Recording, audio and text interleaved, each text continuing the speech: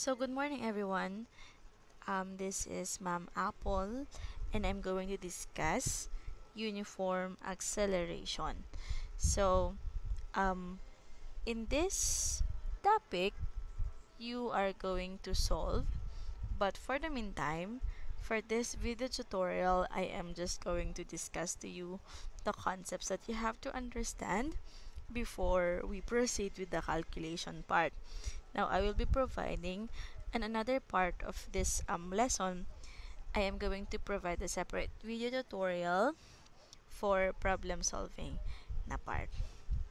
Okay? So, how can we say that an object is accelerating? Paano natin masasabi na ang isang object ay nag-accelerate? Okay? This question is what we're going to answer in this presentation. So, oops. So, acceleration is defined as the rate of change in the velocity of the object. So, rate of change tayo. Ibig sabihin ng rate, there is a time involved. Change in velocity, we say this, change in velocity. How are we going to describe this change in velocity? You always look at the final minus your initial velocity. So if you're going to summarize this, if you're going to describe this equation, ganito siya. Okay? So your change is Vf minus Vi. For the sake of our class, we can use Vi. V sub 0 or Vi is also pareho lang sila. Okay. So let us recall that an object does not move at a constant velocity, that if an object does not move at a constant velocity, the object is accelerating. Kasi nga, hindi constant yung velocity niya. Ibig sabihin, it's either nag-i-increase yung velocity or nag-decrease yung velocity. Pagka ganun po yung nangyayari, we can say that the object is accelerating. Okay. Basahin nyo na lang yung iba. Okay, next. What can we, an object is accelerating if any of the following conditions are fulfilled. Paano mo masasabi na kapag ng isang object ay nag-accelerate? Una, kapag there is a change in the magnitude of the velocity. So, for example, I have here a straight line and this is a car. Now, nagtitravel siya ng 2 meters per second. Now, after a few seconds, nagkaroon ulit ang naging velocity niya na ay 3 meters per second. And then, 4 meters per second. And then, eventually, bumilis siya ng bumilis. Now, the question is the car accelerating? Yes. Why? Because ito ay nag-i-speed up. Okay? Nag-i-speed up, bumibilis, or bumabagal. That's why there is acceleration. Since there is acceleration, your velocity will change. Pangalawa, the direction of the motion is changing. So, balik tayo sa may example na ito. For example, this is 2 meters. 2 meters per second, 2 meters per second. What can you say about the velocity? It's not changing, tama. Therefore, there is no acceleration. However, when it changes direction, for example, papunta lang siya muna dyan, and then eventually nag-change siya ng direction, pero 2 meters per second pa din. The question, is there an acceleration? Yes, there is an acceleration because there is change in direction of the motion. So, another example is that when a car is running in an oval, diba? Sa may oval na ganyan, sasakyan, we can say that, for example, meron siyang speed na 4 meters per second. All throughout yan, 4 meters per second. But, the thing is, meron ba siyang acceleration? Yes, meron po siyang acceleration. Why? Because it is changing direction.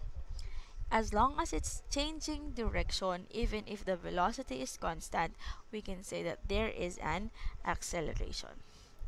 So for number 3, both the magnitude and direction of the velocity are changing. This is very obvious. There is a change in magnitude and there is also a change in direction. Therefore, there is an acceleration. So, we also have instantaneous acceleration of an object in an instant. That's why it's called instantaneous acceleration. Now, a constant velocity has a constant magnitude. Do you agree with this? Yes. Pag constant yung velocity niya, yung magnitude ng velocity niya ay constant din. Of course, kasi hindi nga siya bumibilis or hindi siya bumabagal.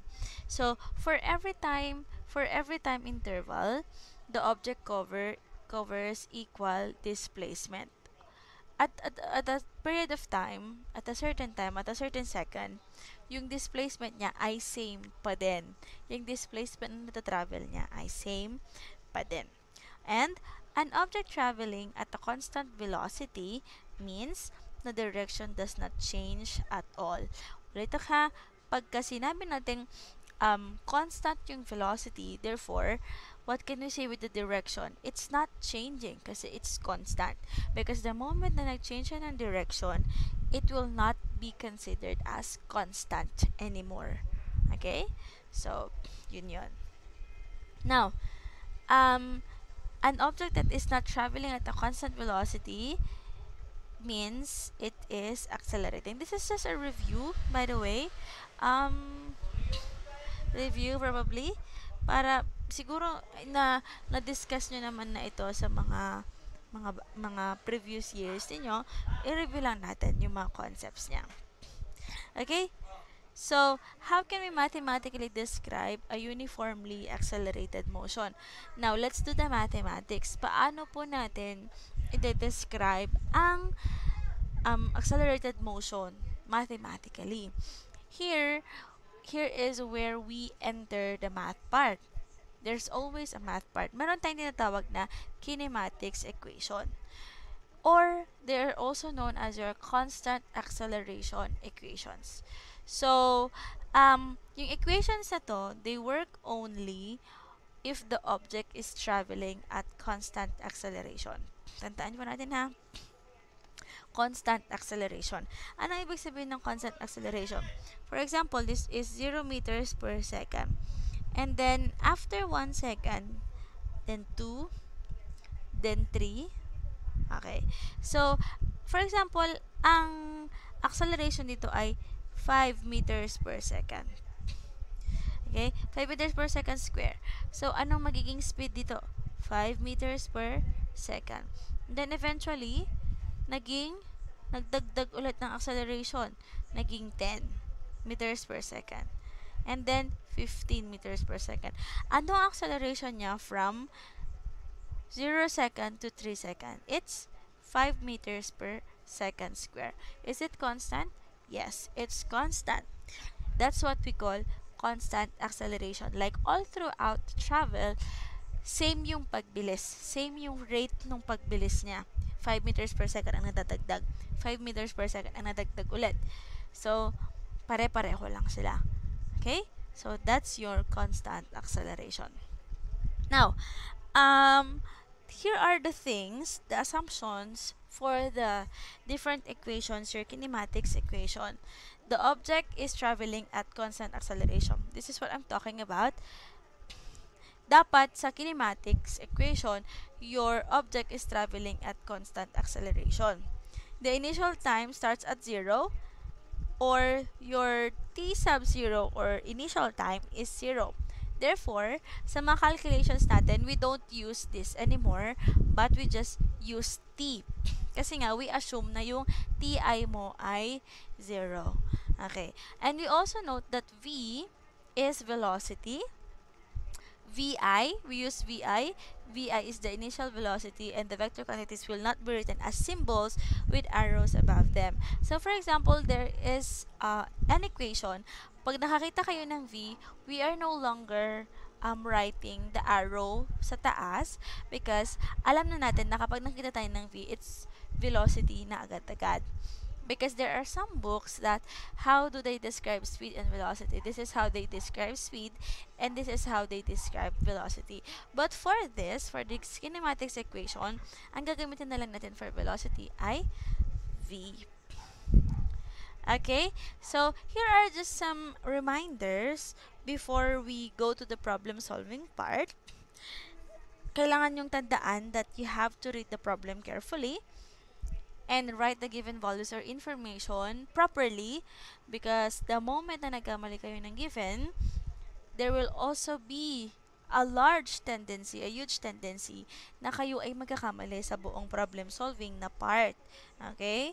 So, therefore, identify your givens properly. And you write what is being asked. In our class, this is what we call required. Tama? And refer to the 4 kinematics equation. Or I'm just going to introduce 3 or 3, Ms. Jai. Ibibigay ko sa susunod na video tutorial. And you are also going to choose kung alin ang pinaka-okay na or pinaka-applicable na equation for each problem. Okay? So, isa pa, in converting verbal descriptions, in doing these kinds of problems, for example, not only in this uniform acceleration topic, but in any other topic, you have to remember to write all the given mathematical values. Okay? Anuhin nyo lahat. Okay? And you're also going to watch out for implicit givens. For example, if nakakita kayo ng word na an object starts from rest, this means that your VI is 0 meters per second. And lastly, make sure that your units are the same throughout your solution. Tandaan nyo ha, dapat pare-pareho po ang mga unit throughout your solution. So that's it. We're going to continue this video tutorial in the second part.